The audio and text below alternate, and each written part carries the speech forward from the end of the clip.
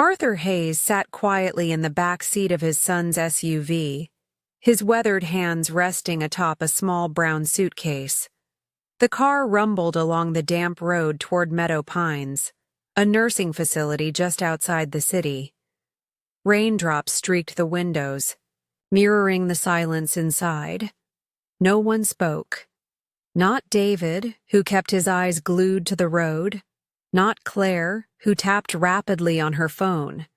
And not Lily, the 8-year-old granddaughter who clutched her doll as though it could shield her from something. Unseen. Arthur wasn't angry. Not yet. But he was confused. A week ago, they had all been seated around the dinner table, celebrating his 78th birthday. There had been laughter, cake, a few presents. But later that night, David had pulled him aside, his voice low, and rehearsed. "Dad, it's time we find a place that can really look after you. Somewhere quiet, safe." Arthur had laughed at first. "I've still got my wits, don't I?" David hadn't smiled. Neither had Claire. Now, here they were. When the car pulled into the curved driveway of Meadow Pines, Arthur's heart sank. The building looked nice. Enough. Clean windows, trimmed hedges, bright blue signage. But it wasn't home. It wasn't the place where he had taught David to ride a bike or carried Lily around on his shoulders as she laughed and called him Captain Grandpa. As the car parked, Claire cleared her throat. "We thought this would be better for everyone." Everyone. Arthur didn't respond. He simply opened the door and stepped into the drizzle. The air was cool, and for a moment, the quiet wrapped around him like a warning. Inside the lobby, they were greeted by a smiling woman named Joyce. "Mr. Hayes, we've got your room ready. Right this way." Arthur turned to his son, eyes searching. "I thought we were just visiting." David looked away. "I didn't want to make this harder than it already is." That's when Arthur understood. This wasn't temporary. There would be no going back, no weekend visits home. No, let's try it out. This was a goodbye disguised as kindness. The room was small but tidy. Beige walls, a twin bed, a wooden dresser, and a small window overlooking the parking lot. His name was already on the door. Claire adjusted a pillow. "You'll be comfortable here, and the nurses—" "I raised you in a home filled with love," Arthur said suddenly, interrupting her. His voice wasn't angry. It was tired. Not convenience. David's expression hardened. "You don't understand, Dad. Claire works late, I'm drowning in projects, and Lily, she needs stability. We can't do it all." Arthur looked down at Lily. She stared back at him, uncertain. Her lower lip quivered, but she said nothing. Joyce cleared her throat. "Visiting hours are from 9 to 6. We have family events once a month." David nodded, avoiding his father's eyes. Claire kissed Arthur's cheek quickly and stepped back. Lily lingered. Arthur bent down, touched her hand. "Be good, sweetheart." "Will you be okay, Grandpa?" she whispered. He smiled, though it barely reached his eyes. "Of course. I'm stronger than I look." She handed him the doll she was holding. "You can borrow her. She protects people." Arthur nearly broke then, but he stayed composed, kissed her forehead, and stood tall. Moments later, the door closed behind them. The silence that followed wasn't peaceful. It was suffocating. Arthur sat on the edge of the bed, holding the doll, staring out the window as the car that brought him here disappeared into the rain. No tears came, just a deep ache, one he hadn't felt since he buried his wife 10 years ago. He didn't know it yet, But this place would soon become a battlefield, not of anger or escape, but of quiet defiance, grace, and the stubborn, unshakable belief that he still had something to give. They had written him off, but Arthur Hayes wasn't done writing his story. Winter melted into spring, and still David never came. One morning, Arthur watched cherry blossoms drift across the courtyard, each pale pink petal a reminder of promises unkept. He pulled his threadbare cardigan tighter around his shoulders as he shuffled outside to tend the raised herb garden he had claimed as his project. Rosemary, thyme, and mint thrived under his careful care, green life spilling from their small plots, stubbornly beautiful. On the 4th day of May, a nurse named Marisol found Arthur crouched over the soil, humming an old hymn. "Mr. Hayes, you're out early," she said softly, brushing a stray lock of hair from his face. "I like mornings," he replied, voice warm but tinged with longing. "Everything feels possible." Marisol knelt beside him. "You've made this garden the talk of the home. You should be proud." Arthur gave a small shrug. "It gives me something to do, and someone to talk to." He paused, then smiled wryly. "Though mint doesn't say much back." Marisol laughed. Over the next weeks, she began bringing books for him to read to the other residents. Novels, poetry, newspaper clippings. A small group formed around his bench each afternoon. A former schoolteacher named Mrs. Edwards, a silent veteran called Carl, and Rosa, an immigrant who clung to memories of her homeland. Arthur listened to their stories as intently as he shared his own, stitching together fragments of lives that echoed with laughter, regret, and hope. Yet every night, before the lights went out, Arthur still scanned the parking lot, waiting. The empty spaces of David's car, Claire's SUV, even Lily's little pink bicycle, haunted him. In quiet moments, he allowed himself to wonder, had they forgotten his birthday?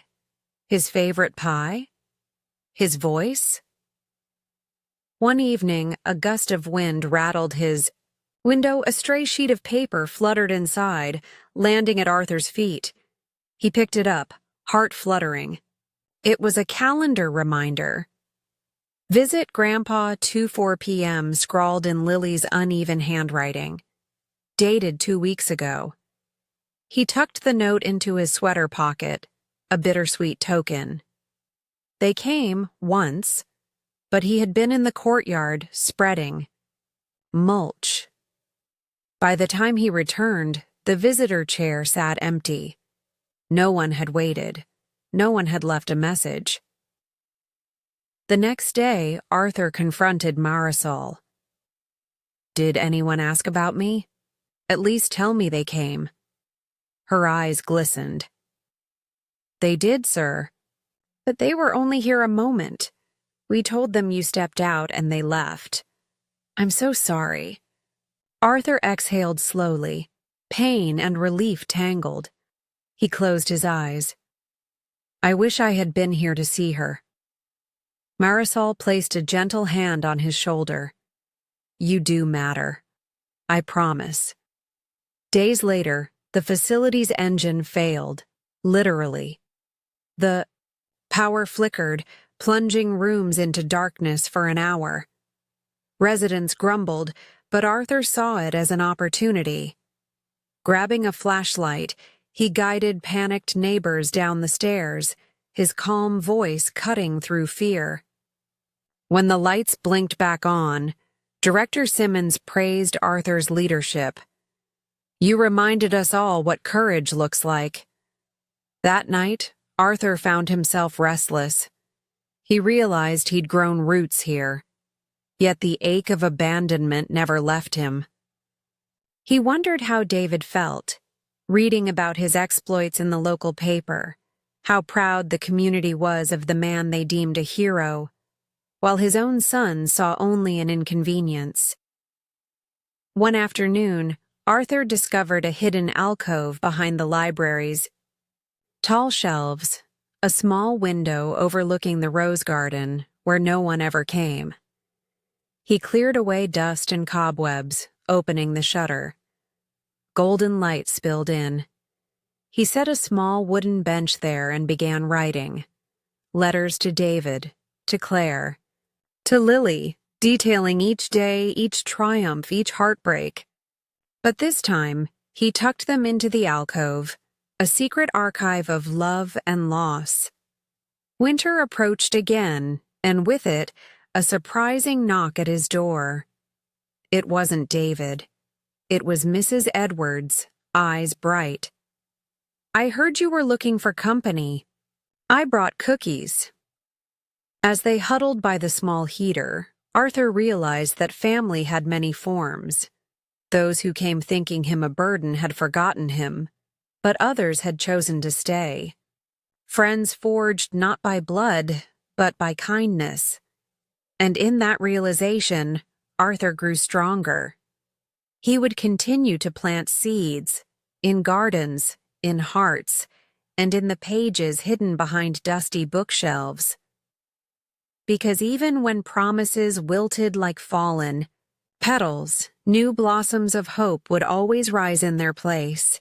Arthur sat by the small window in the alcove he'd lovingly cleaned, his fingers trembling slightly as he penned another letter to David. The daylight spilled across the page, illuminating the careful script shaped by years of discipline and a quiet heartache that never seemed to ease. "Dear David," he began, "I'm still here, still waiting, though I know you may never come. I don't write these letters for pity. I write them because somewhere in me, I still believe you might care." He didn't seal it yet. Instead, he laid it beside the others, over 50 now, stacked carefully in an old wooden box Marisol had gifted him after finding it in the home's donation bin. Each letter was a piece of him, some filled with hope, others flooded with raw pain. He never sent them anymore. The last time he did, it came back unopened, marked return to sender in cold black ink. That day had shattered something fragile. Still, he wrote, not for David, perhaps, but for himself. To remember. To resist the erosion of being forgotten. Yet something began to shift inside Arthur. Not just the loneliness, but the clarity of what he still had. One morning, while organizing books in the reading room, he overheard Rosa, the elderly woman who rarely spoke, humming a lullaby. Her eyes were closed, face turned toward the sun. Arthur paused. "That's beautiful." Rosa opened her eyes slowly. "My mother used to sing it when the war made the world go quiet." That was the first full sentence she had spoken in months. Inspired, Arthur began inviting others into the alcove, his secret sanctuary. It became a place not just for letters, but for stories. Carl spoke of jungles and trenches. Mrs. Edwards recited poetry from memory, and even the nurses would come in during their breaks to listen. The alcove transformed into something alive, an oasis of voices, of memory, of connection. Still, Arthur never stopped writing. Each letter became more reflective, peeling away the layers of anger and shame. One evening, he wrote, "I've realized, David, that part of loving someone is forgiving what they cannot give you. You couldn't carry me in your life." That hurt. But I still remember the boy who held my hand at your mother's funeral. I still remember your tears. You weren't cold then, just scared. Maybe you still are. The next day, Marisol knocked gently on his door. "There's someone I want you to meet." A young woman stepped in, tall, mid-20s, with a camera bag slung over her shoulder. "Hi, I'm Serena. I'm doing a documentary on how nursing homes preserve memory, and your name came up more than once." Arthur blinked. "A documentary? About me?" She smiled. "About what you've created here. They say you've built more than a garden or a reading circle.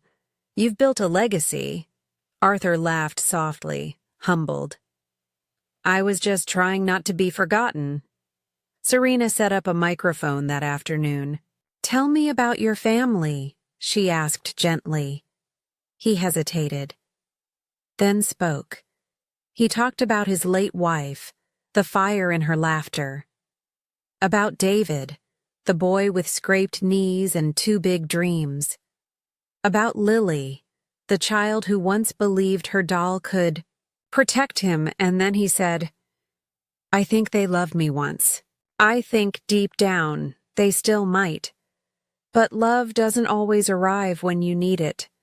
Sometimes it shows up late, or in someone else's arms." That night, Arthur returned to the alcove and took out his most recent letter. He added one final, a line. "If you ever come back, I hope you find this. Not because I need your apology, but because I want you to know. I forgave you long before you asked." Then, for the first time in months, Arthur didn't feel like he was writing to be remembered. He was writing to set something free. Claire's morning began like most others. Coffee half drunk, emails unopened, and the steady hum of regret buzzing beneath her composed exterior. She had just sent Lily off to school when her phone chimed with a message from a colleague. "Look at the feature in today's Tribune. You won't believe it." She tapped the link absent-mindedly, expecting another article about market trends or political scandal. But her breath caught as the headline loaded, "The Man Who Brought Light to Meadow Pines. How One Elder Changed Everything." The photo beneath it was unmistakable. Arthur Hayes stood with a worn cardigan and bright eyes, smiling gently, surrounded by residents. He was holding a watering can in one hand, a small child's doll tucked into the crook of his other arm. Claire froze. Her eyes skimmed the article. When Arthur Hayes arrived at Meadow Pines 5 years ago, few knew how profoundly his presence would impact the forgotten corners of this nursing home. He didn't come with grand speeches, just seeds in his pocket and stories in his heart. It went on to detail how he started garden programs, reading sessions, a memory circle. It mentioned how the staff, inspired by his kindness, had begun a living legacy project to record the stories of every resident. The article ended with a quote from the director. "Arthur reminded us that aging isn't about fading away, it's about shining differently." Claire sat down hard on the couch. For a long moment, she just stared at the screen, her fingers trembling. David walked in, holding a mug. "You okay?" She handed him the phone. Watched his face change, confusion melting into disbelief, then shame. I thought he'd be lonely there," David whispered. "That he'd just fade out." Claire stood up abruptly. "You didn't think. We didn't think. We just wanted our lives to stay easy." David sat in silence, reading the article again. The man in the picture didn't look like someone abandoned. He looked at peace, fulfilled. But David felt none of that. Then Lily, now 13, came into the room. "Why are you guys so quiet?" Claire, hesitated, then handed her the phone. Lily read in silence, her lips parted, eyes wide. "That's Grandpa," she said softly. "He looks different." David cleared his throat. "He made something of that place. While we—" His voice cracked. "While we did nothing." Lily stepped back, tears welling. "I want to see him. Now." David and Claire exchanged a glance. It wasn't a question. It was a demand born from guilt, grief, and a child's longing. They drove in silence to Meadow Pines. Claire clutched the article like a fragile confession. David drove slower than usual, staring straight ahead as if expecting to crash into his own conscience. The nursing home hadn't changed much from what David remembered. White stone walls, rose bushes by the entrance, a soft hum of activity inside. But what greeted them wasn't what they expected. Photos of Arthur lined the hallway, him reading aloud, planting with other residents, laughing with nurses. A small plaque outside the garden read, "Arthur's Corner, a place for growth and memory." David approached the front desk. "We're here to see Arthur Hayes." The receptionist looked up, her expression shifting. "Are you family?" "Yes, I'm his son." She hesitated. I'm sorry. Mr. Hayes passed away just 3 weeks ago." The words hit David like a punch to the chest. He staggered back slightly. Claire covered her mouth. Lily stood, frozen. "He never told us," Claire whispered. "No one told us." The receptionist's eyes softened. "We tried reaching out, but the number on file, it was disconnected." David swallowed hard. He died thinking we didn't care. The receptionist gently placed a small box on the counter. "He left this. He asked us to give it to his family if they ever returned." David opened it slowly. Inside were letters, dozens of them, addressed to each of them, dated, folded with care, and on top, a single note in Arthur's handwriting. "If you're reading this, it means you came back, and that's enough for me." David sat in the car outside Meadow Pines for a long time after they received the box. The engine was off, but his mind roared with noise.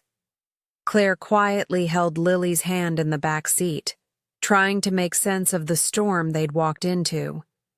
Regret, grief, love, all tangled together like the vines in Arthur's garden. "I didn't think it would end like this," David finally muttered, barely above a whisper. Claire turned to him, her voice sharp with the kind of pain only hindsight could deliver. "You didn't think it would end at all?" No one replied. They drove home with the box on Lily's lap, her fingers tracing the edges as if it might open on its own and answer every question none of them were ready to ask. That evening, they gathered around the dining table, the same one where years ago Arthur had laughed during his last birthday in their home. Claire lit a candle, instinctively, like it was a dinner in his honor. David picked up the first letter from the stack, one with his name written in careful, familiar script. His throat tightened. He read silently, the room held in breathless stillness. "David," it began, "I raised you to be strong, and I see that you are. But strength without love turns to pride, and pride can harden into distance. I forgive the silence, but I hope it doesn't follow you into your own old age. Don't let life become a list of missed calls and unopened doors." David broke down. Halfway through, his voice cracking under years of unsaid things. He handed the next letter to Claire, who clutched it like it might vanish. Hers was gentler but no less powerful. Claire, I never blamed you for what you couldn't give. Marriage is complicated. Life is overwhelming. But I saw the way you looked at Lily when she laughed. There is softness in you that the world tried to harden. Don't lose it. And then came Lily's. Written with simpler words, but perhaps the most love. My Lily, if I could give you anything, it would be time. Time to grow, time to make mistakes, and time to remember that being kind is never foolish. I kept your doll. She sleeps on my shelf and guards me well. I hope you still believe in her magic, because it was never in the doll, but in you. Tears. Spilled freely now. Lily held the letter to her chest, eyes wide and glistening. The next day, they returned to Meadow Pines, not for closure, but to begin something new.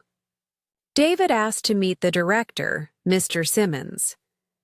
They sat in Arthur's former alcove, now filled with books, a fresh notebook left behind with the words, "The listening chair," painted on the spine.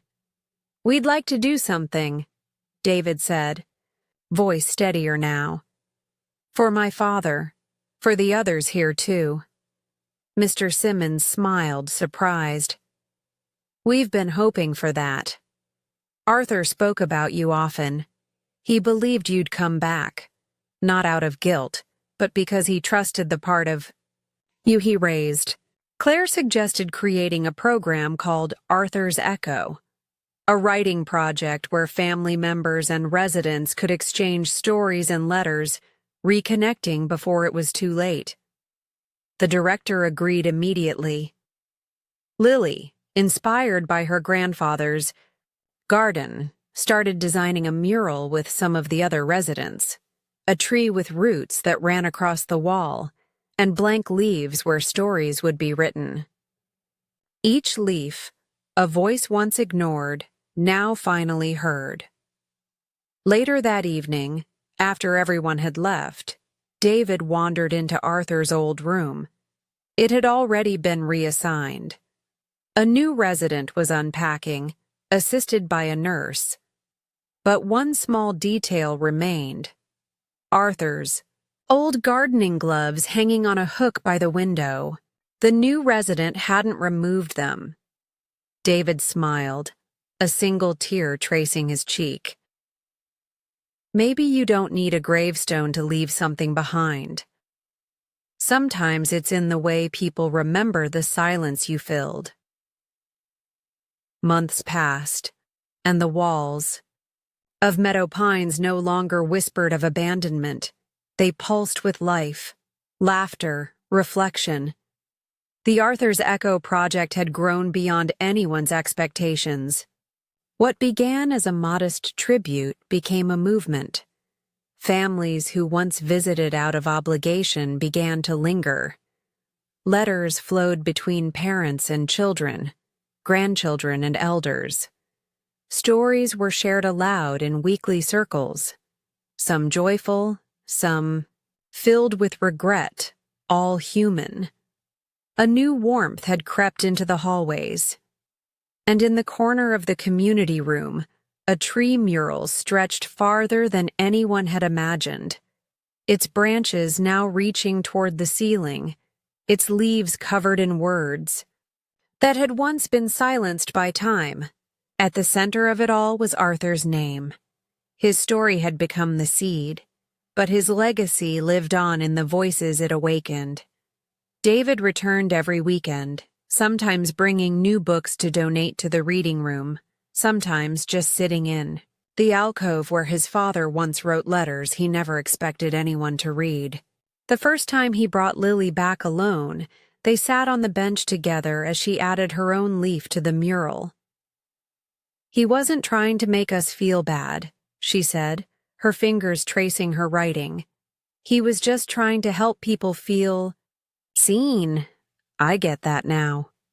David nodded. I spent so many years thinking being a provider was enough. But he gave more, didn't he?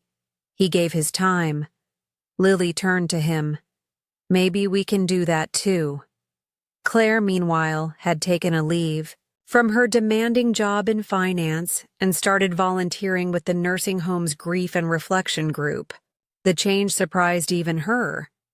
At first, she'd felt like an outsider, a woman who had once helped push a good man out of their lives for the sake of convenience. But the more she listened to other caregivers, the more she realized she wasn't alone. So many had acted out of fear, exhaustion, or uncertainty, not cruelty. The guilt she had buried so deeply became fuel for something greater: empathy. One afternoon, a new resident arrived, a woman named Eleanor who had refused to speak to her family for over 20 years.